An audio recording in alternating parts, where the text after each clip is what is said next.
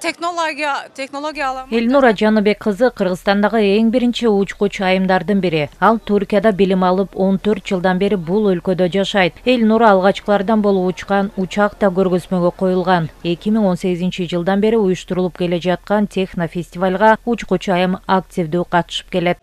Технофест 2023-кө келдик.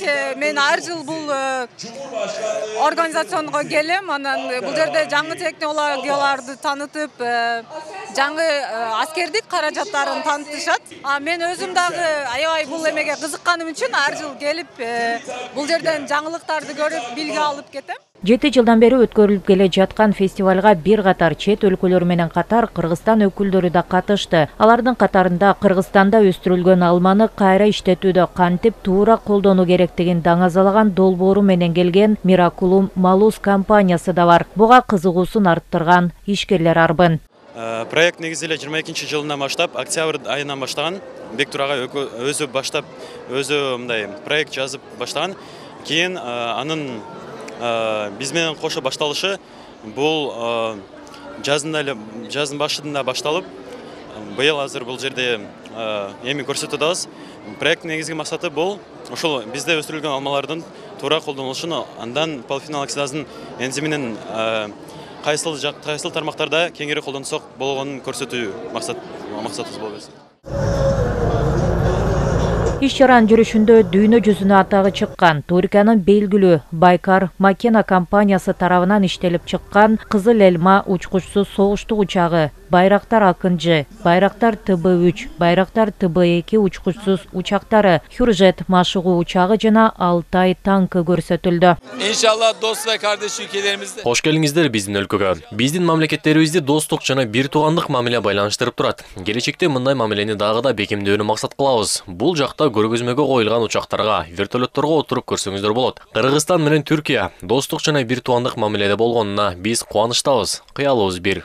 Дүйнөлүк масштабтагы иш-чара аркылуу Туркиянын жана башка бир нече өлкөлөрдүн жаштары өздөрүнүн ойлоп табуучулук жөндөмдөрүнүн алкагында жаңы мүмкүнчүлүктөргө ээ болушууда. Маселен, 2018 жылы фестивалга 20 000 гана адам катышууга арыз берсе, бул жылы көрсөткүч 1 миллиондон ашкан. Дүйнөдөгү эң ири мындай технофестивалга күбө болууга Кыргызстандан бери үй бүлөсү менен келгендер бар. Бул фестивалга Стамбул сыртынан дагы бүтүндөй жергиликтүү тургундар жана чет өлкөлүктөр да келип атат. Биз дагы ошо досторубуз, үй бүлөлүбүз, жалпы бул жакта кыргыздар көргөнү келдик.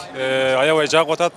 Кыргызстанда келечекте Кудай буйруса ушундай технологияларды ойлоп таап чыгарып, технологиялык фестивалдарды өткөрөт деген үмүттөбүз. Бул жака балдарымды атайын көргөзгөнү алып келдим эле. Аябай мероприятие сонун өтүп атат. Көптөгөн жаңы ачылыштарды көргөзүп, балдардын көңүлүн кубантып атат. Технофестивалга маалымат алганы келдик. Саякатыбыз абдан жакшы өтүп жатат. Баарына келип, сонун фестивалга күбө болуп кетиңиз деп сунуштайм. Heyecanla geldik. Абдан толкунданып жатабыз. Көңүл ачып кетебиз деген ойдомун. Бул жакта жада калса самолетторго кирип отуруп көрсө болот экен. Мен үчүн бул абдан кызыктуу болуп жатат. Кыргызстанга салам.